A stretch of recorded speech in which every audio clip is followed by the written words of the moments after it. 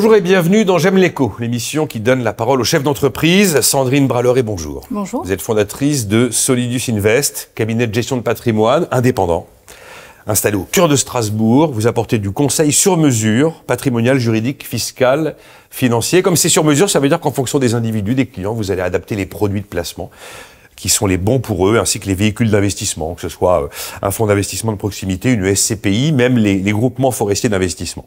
Vous avez été certifié CIF par l'AMF, Conseil en investissement financier. Alors si j'ai bien compris, je viens vous voir, je vous raconte ma vie, et en fonction de ma vie, de mes contraintes, de mes besoins, de mes moyens, vous allez faire de moi un investisseur sur mesure. Voilà, c'est ça. L'idée, c'est de prendre connaissance de vos contraintes, de vos objectifs, de vos moyens, de votre situation par rapport à votre âge, par exemple, et puis de déterminer une stratégie globale qui permette d'atteindre tout ce qu'on souhaite, idéalement, et d'avoir un suivi par après qui permette d'aller au bout de la stratégie. Oui, et puis d'ailleurs, il y a un suivi et éventuellement on adapte au fil du temps la stratégie que vous mettez en place. Exactement. Il y a un truc qui m'a frappé, visiblement vous acceptez tout le monde, y compris un jeune qui arrive sans le sou. C'est ça, exactement. C'est vrai, non mais ça c'est atypique quand même. C'est moins classique, c'est vrai, mais on aime bien dire qu'on s'interdit rien. On va recevoir des clients tout jeunes, les plus jeunes ont 22, 23 ans, oui, ils ont pas un patrimoine qui démarrent en fait, qui veulent créer du patrimoine, qui n'en ont pas.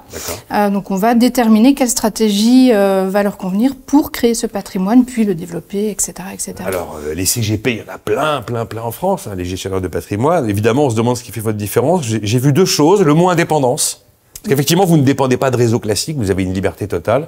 Alors, est-ce que c'est l'indépendance, votre vraie différence, ou ce côté totalement sur mesure, ce que vous appelez l'approche globale, et on va le détailler? Alors, je dirais que l'un va forcément avec l'autre dans notre méthodologie. On doit être indépendant pour ne pas être lié à un produit ou à une société de gestion, etc. Ouais, et puis, on doit faire du sur-mesure pour créer la stratégie ou l'offre qui conviendra au client.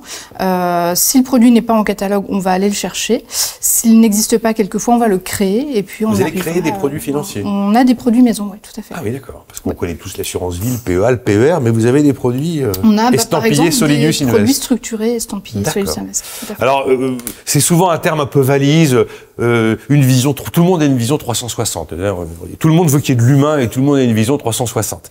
Vous parlez d'approche patrimoniale globale, de conseil transversal. Je me suis dit qu'il fallait que vous me racontiez comment ça fonctionnait. Oui, alors c'est vrai que c'est un terme un petit peu fourre-tout, donc l'idée c'est quand même d'être assez précis. La transversalité, c'est la polycompétence, c'est la pluridisciplinarité, je dirais.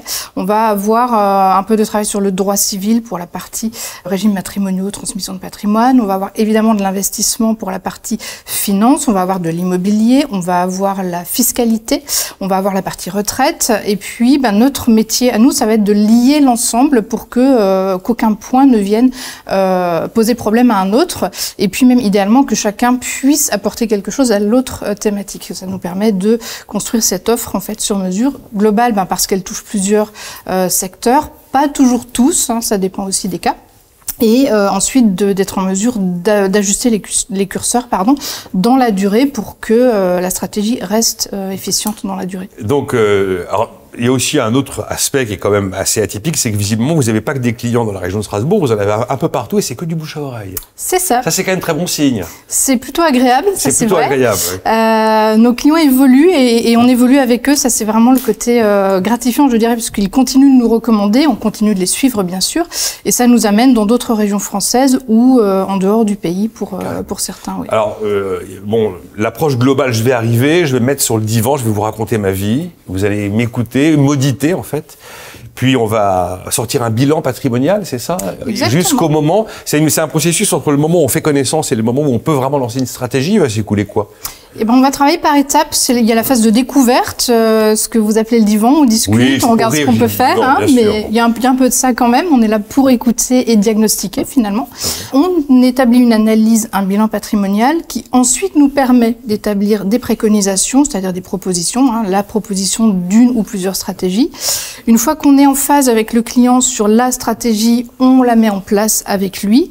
Et une fois que tout est opérationnel, on passe à la phase plutôt classique de suivi finalement, mais qui est nécessaire. Mais si vous êtes si globaux, si transversaux, ça veut dire que si je mets un pied chez vous, en fait, j'ai besoin de vous toute ma vie après. C'est l'idée. C'est l'idée. Effectivement. Bon, Vous avez une autre certification toute récente sur la finance durable, toujours accordée par l'AMF. Quel regard vous portez sur la finance durable, la finance responsable et la finance verte? Est-ce que vous y êtes parce qu'on est obligé d'y être, parce que c'est comme ça? Est-ce que vous êtes super convaincu? Alors, un peu des deux, c'est-à-dire qu'on ne peut pas passer à côté du sujet, qu'on soit attiré ou pas par la thématique. Néanmoins, elle m'intéresse beaucoup puisque c'est quelque chose qui est vraiment vivant, en fait, qui évolue constamment, qui demande d'être un petit peu plus pointu et puis d'être vraiment au fait des derniers labels, des dernières évolutions. Et puis, c'est aussi clairement pour éviter le greenwashing, pour aller sur des choses qui sont mises en avant, ISR, ESG, et qui ne le seraient pas tout à fait. Mais c'est très dur de faire le tri, encore aujourd'hui. Oui, et même tout les critères extra-financiers sont complètement embryonnaires, c'est très compliqué. Il y a des choses très opaques, il y a des choses qui sont redondantes, il y a des choses qui ne sont pas tout à fait tranchées. Alors on sent qu'il y a une vraie volonté d'aller vers quelque chose de lisible, de propre, de consommable, mais c'est pas encore tout à fait au point. Après, il faut aussi que les choses se mettent en place, ça prend toujours du temps, de l'énergie. Certains sujets sont européens, donc évidemment, c'est pas aussi simple qu'on voudrait. Le nouveau cauchemar des entreprises, les normes CSRD là qu'il va falloir mettre en place. Oui. Bon, en tout cas, vous êtes présente et même certifiée là-dessus. Vous faites le même travail de certification sur les actifs numériques. Exactement, puisque c'est aussi un sujet qu'on ne peut pas occulter aujourd'hui, qu'on aime ou qu'on n'aime pas les actifs numériques.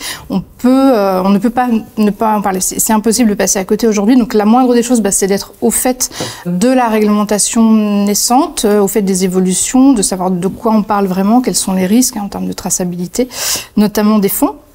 Et puis, d'être en mesure d'accompagner un client qui le souhaite ou, à l'inverse, de lui apporter des points de vigilance. Est-ce que ça correspond à des demandes de clients, ça? Je veux donner du sens à mon argent ou j'ai envie de tenter l'aventure de la blockchain et de tout ce qui va derrière? C'est de plus en plus vrai. Voilà, ça ne l'était pas il y a 5-6 ans et aujourd'hui, on l'entend régulièrement et on a ce besoin de donner du sens à un investissement ou à l'inverse, de dire, voilà, je veux vraiment être à la pointe aujourd'hui de ce qui se fait. Je cherche à contourner les schémas classiques et je veux aller sur des choses un petit peu atypiques. Sandrine, vous dites crypto-actif ou crypto-monnaie? Je dis plutôt crypto-actif, pardon. Moi aussi, nous sommes dans la même école. Un mot quand même sur des initiatives que vous avez prises, les ateliers patrimoniaux. Oui. Et aussi des cycles de webinaires. Alors là, c'est quand même pas une activité traditionnelle non plus pour un gestionnaire de patrimoine. De quoi s'agit-il? Alors on sort un petit peu du champ effectivement classique, mais ça nous permet d'amener en fait de l'information sur l'ensemble des thématiques, une thématique par atelier ou par webinaire bien sûr, à nos clients ou prospects en faisant quelquefois intervenir des partenaires pour avoir des points d'appui. Et là, l'objectif, c'est d'amener en fait le client à l'éducation financière ou fiscale ou civile par rapport à certains régimes matrimoniaux. Donc, on veut rendre accessibles les thématiques pour que chacun puisse se positionner. Donc, les ateliers patrimoniaux, c'est les samedis matins ou les vendredis soirs, si j'ai bien vu. C'est ça, exactement. C'est une fois par mois? Une fois par mois. Et pareil pour les webinaires, le dernier jeudi du mois. Exactement. Bon. J'imagine que vous souffrez des normes et des réglementations, comme tout le monde. Évidemment. Je ne vous ai même pas posé la question, parce que la réponse était évidemment. C'était évident.